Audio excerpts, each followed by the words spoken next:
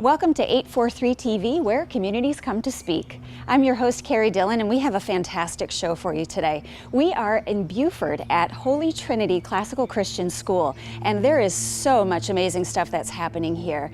We're going to talk to their theater department and learn about their spring musical that's coming up. We're going to meet some teachers from the Latin department and some of their students, as well as the headmaster who's going to talk about their math program and some of the students who have been in some statewide math competitions. There is so much great stuff that's happening here at Holy Trinity School. Let's take a look.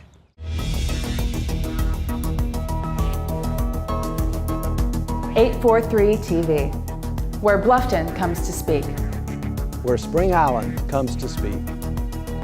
Where Hilton Head Island comes to speak. Where Beaufort comes to speak.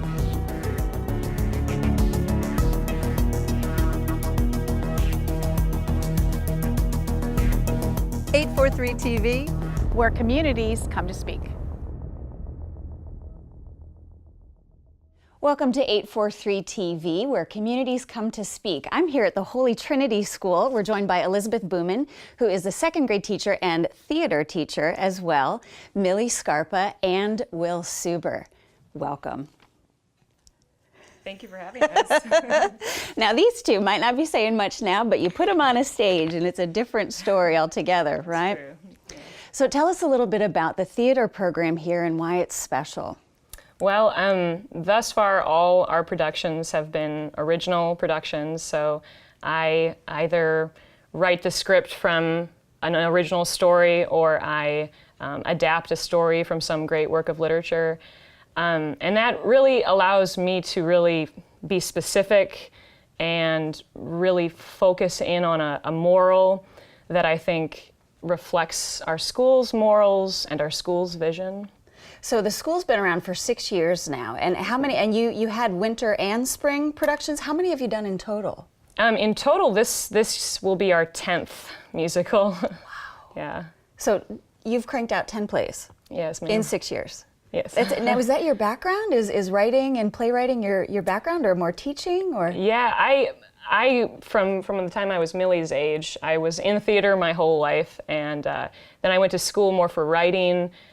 So this allows me to do both the things that I'm really passionate about. Absolutely. And so what's the inspiration? Let's talk a little bit about the play that's coming up this year. And these are no small productions. You have somewhere around, 30 students in the productions? Sometimes we get up to 50 or 60. Oh my word. So there's a lot of students involved. And Millie and Will, tell us a little bit about your roles in this. And tell us about the production a little bit. Well, it's a lot about, it's set in 3003. It's like a long way from here, a long time away from here. And it's in a post-apocalyptic thing where they actually made an environment that was safe called Diatrox. I'm gonna give it to you now. Yeah. It's basically all what Whit said, and it's about, it's basically all about what. So I don't really have any answers, so it's what kind of took everything that. Okay, I have some more questions for you, though. I'll get to it. What's the inspiration behind this production? Well, like Whit said, it's kind of this dystopian universe. This year's play, and in that universe, all of life has kind of been reduced to a single purpose, a single goal, which is the gaining and maintaining of beauty, physical beauty. So sadly, my inspiration is kind of all around us, because today's society, it's just, we have this insatiable need to be beautiful and to stay beautiful for as long as possible. So I just wanted to explore that issue and kind of unpack that issue and ask myself, where did that need come from? Yeah. So my characters have to time travel in order to find the answer to that, and we're hoping in their journey they discover that there's more to life than meets the eye. Yeah. What's your favorite part about acting and working with Miss Booman? My favorite part about acting is when you're on stage, because when you're on stage, you just feel so happy, especially when you're backstage and you're about to go on stage. You're so nervous, but at the same time, when you're about to go on stage, you're like, whoa, I'm about to actually do this. My favorite part of working with Miss Booman is that she is so creative. I can't tell you how creative she actually is. And she spends like all her time writing this amazing script, and she's just a great director. Wonderful. You got a great agent here for you. And Will, same question to you. What do you like most about acting and working with Miss Booman? Well, I really like the cast because the majority of the people I work with are my friends, and it's fun just working with, my friends. And my favorite part about working with Mrs. Booman is she's very patient with the whole cast, which can be like 60 kids. And she is very creative with her playwriting, and she is very easy to work with herself. Yeah. So how long is the production? And tell us a little bit. It's called? It's called The Story of a Suitcase. Of a Suitcase. And yeah. How long is the play from beginning to end? It's with intermission. We're hoping it's going to be about an hour and 15 minutes, hour and a half. So how do you learn your lines? Millie, I'll ask you first. Well, I honestly, Miss Booman has like a line contest, and that's how we memorize our lines, and she makes it fun that we memorize our lines. Is that right? What do you find satisfying about it? I don't actually know. I mean, you just want to do it. Yeah, it's just yeah. For you, it's on the stage. Mm-hmm. Yeah. How about you, Whit? How do you memorize your lines? Usually I just take about an hour or 30 minutes and then look at my lines and try to memorize them. Yeah. Do you say them? Do you say them out loud a lot, or do you just read and go? Say them out loud a lot. Yeah. So when is the play going to be on this year, and how do we get tickets, and what are you most looking forward to about the production? I'm looking forward to just the performances. I think an actor and a director, that's what you live for, is that moment when there's an audience. So we're super excited to have an audience to really, perform toward. And the play is the weekend of May 10th and 11th, and you can call the front office for tickets, and it's a really fun performance, so we hope to see you there. Absolutely. Don't miss The Story of a Suitcase, and thank you all so much for being with us today. We'll be right back with more 843 TV.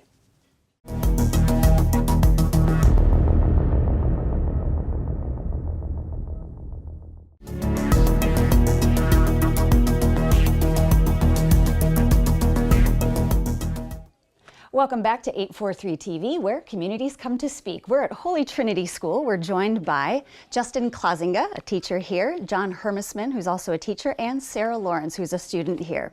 And we're going to start talking about their Latin program here, which is awesome that you all do this. You've been studying Latin for 6 years, Sarah, which is amazing since the school started. And Mr. Klazinga, I am going to ask you first, why does Holy Trinity teach Latin?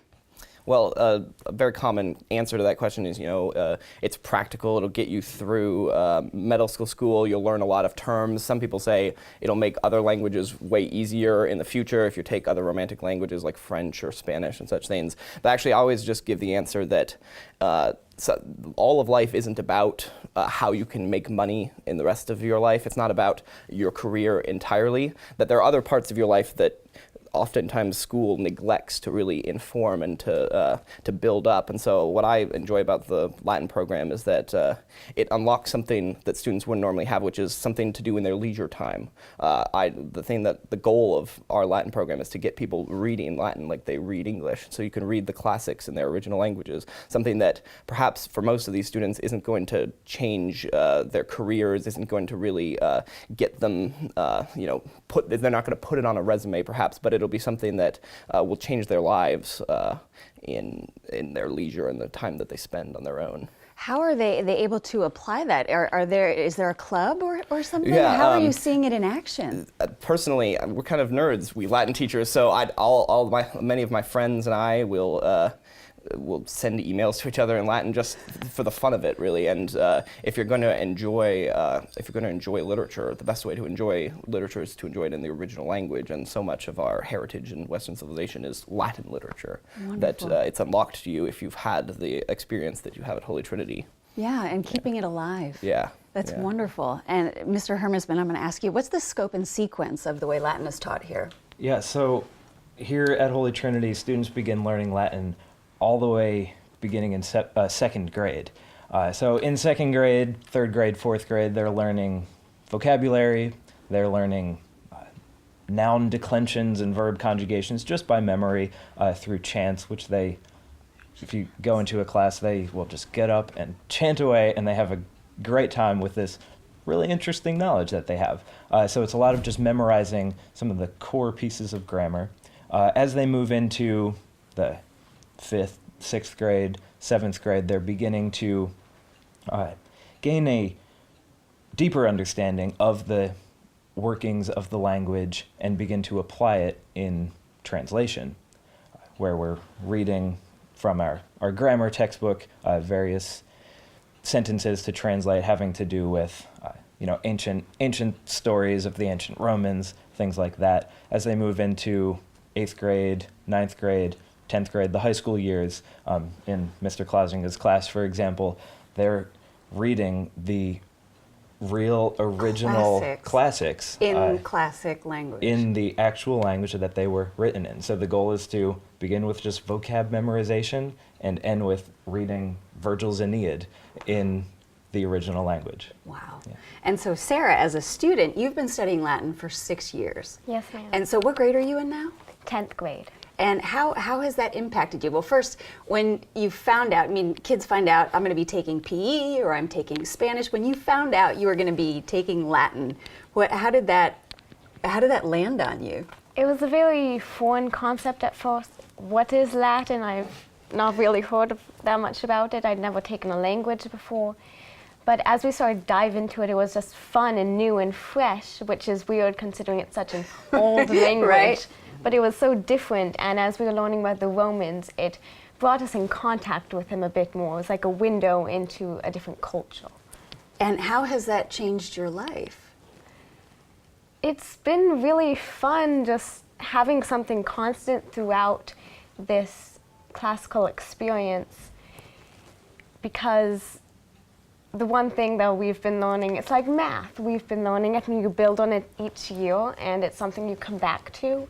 So Latin, it's been a journey of experiences. We started with the nouns and the declensions and all of that.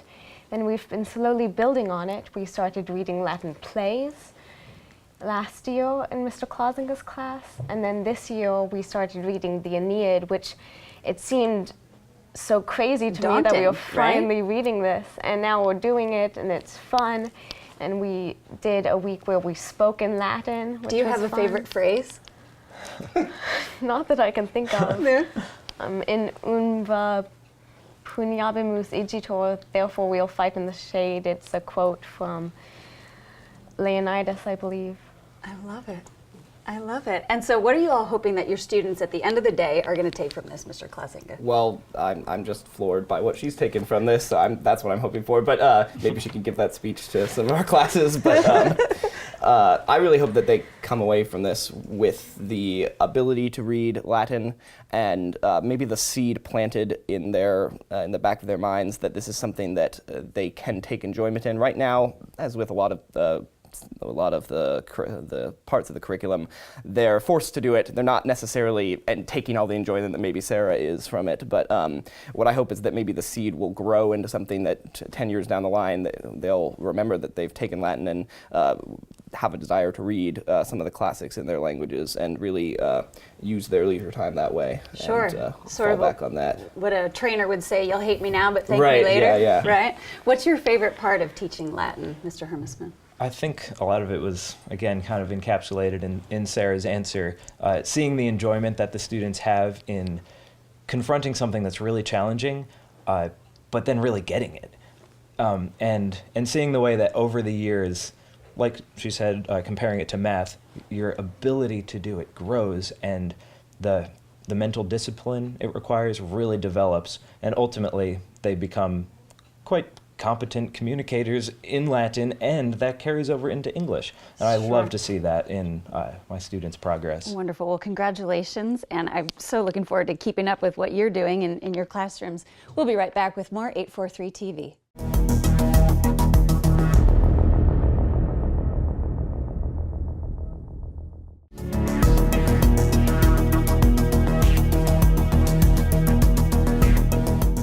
Welcome back to 843 TV, where communities come to speak. We're joined now by Reverend Lawrence here at Holy Trinity and Caroline O'Neill, and I wanted to make sure I didn't confuse you with your sister, Sydney Lawrence.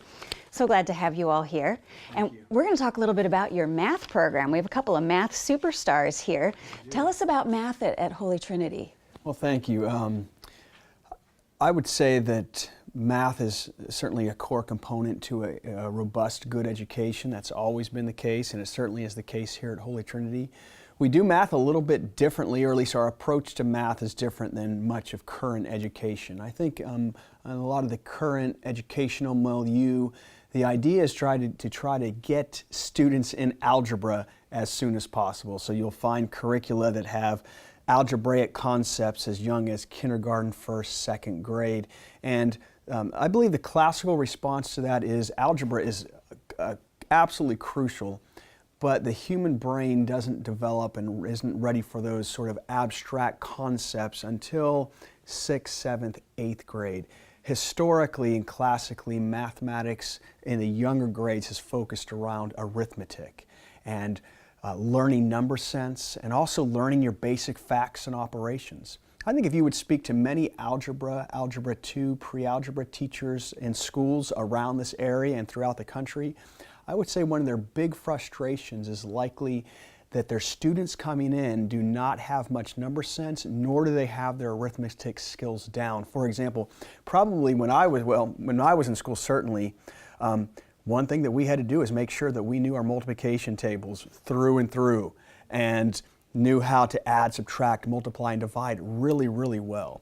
And I think if you were to ask many algebra teachers, their frustration is they're trying to teach now the algebraic concepts to students who don't have that arithmetic foundation. So how do you, as a headmaster, how do you get that across and make that decision? Well, when it's is it understood? I would say it's more than understood. I think with our teachers, yes, and parents feel that frustration because when they come for tours and I describe, we do strong arithmetic till about 6th grade, then we begin to transition into algebra, there's just this relief because they realize they're coming home, their students are coming home with these concepts that they're not just developmentally, majority of them are not developmentally ready. They're not ready for it. And if they're ready around here and they learn their arithmetic and they get their operations down, we'll move them ahead. Well, girls, clearly y'all are doing something kind of incredible here. You all have been in some competitions. Tell us a little bit about that. And I want to make sure to ask the ladies about it as well and their experiences with it. Tell us about the competitions. Well, once our students get older, they're able to compete in mathematic competitions. And these are two of our finest math students. I mean, these girls, I think I got to teach both of you arithmetic, and then I sent them off to algebra and algebra 2. And but they are now in pre-calc. And we're in 2 recent competitions against schools who have been well established around for years. And even though we were only in 10th grade and competing against seniors and juniors, we took our 10th and 9th graders. They did very, very well. And this was the SCISA we competed in the South Carolina Independent School Association and math College meet. of Charleston and as well? Yes, and then in the SCISA meet we placed 3rd, again competing against predominantly juniors and more so seniors. And then they went and competed in a very broad, well-known math competition in College of Charleston and placed 4th. And so to have sophomores, I think was really encouraging. So ladies, Caroline, what was your experience with this? How was that representing Holy Trinity? And for you personally, was it the team thing or the independent? Tell me a little bit about your experience. Well, I really loved working as a team and just studying math. Like when we get to practice, we would just work together to solve problems. Miss Flowers, our teacher who took us to both competitions, would work us through the problems that we didn't know. We did kind of like a crash course in probability, all sorts of things. And then getting to the competition, I think we all felt a little nervous going into both of them. How many of y'all went together? To the first competition, we took 2 teams of 5 people each. And then to the College of Charleston, we took 1.5 teams, which was 6 people. Okay. And so it was very satisfying for you to get on the stage, so to speak? Yes, ma'am. Yeah, and how about you, Sydney? Yeah, it was just really good because oftentimes math is a personal thing. You do it on your own, you're doing it for a test. But with these competitions, we get to go as a team And specifically in some events, we got to walk as a team and do these more difficult problems, not on our own, but with everyone's ideas coming together. How does that change? What have you learned from that process? Are there things people just see from a different angle, or? Yeah, a lot of time there are several ways to do a problem, and something that maybe I didn't see someone else can catch, a good way to check your walk and see if there's a lot of times an easier way to do it, a shortcut that we missed.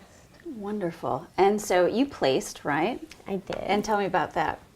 In the skeezer one, I got 3rd place of the entire meet. I think there were 163 kids there, a lot of them juniors and seniors. And so that was on the written test, and then together our whole team also got 3rd place. That's wonderful. And Caroline, you were part of that team? Yes, ma'am. Yeah, so you guys get to do your math thing, and it's wonderful. As you know, as a woman growing up, it was kind of math was more of a male-dominated thing. So it's really satisfying for me to see 2 young ladies sitting here in their math glory. Now, folks don't always associate math and science and technology with classic education. Can you speak on that a little bit, Reverend? I think part of the reason is we as classical educators look out at the world, and we don't want to forget the strong classical language art roots. And so we do focus on a robust languages. You've heard about Latin earlier today, reading high quality, rich literature. But a classical education does not ignore the mathematical arts and sciences either. It's that clearly right, and it's that well-rounded education that we're seeking to provide. So if we think classically back to get into Harvard in the 1800s, not all that long ago, you needed to be well steeped and able to read in Latin and Greek so that and have a robust mathematical education and the sciences. And so we seek to provide all of that. Yeah, and it is truly happening here at Holy Trinity. Thank you all for being with us. Thank you. And thanks for watching 843 TV, where communities come to speak. We'll see you next time.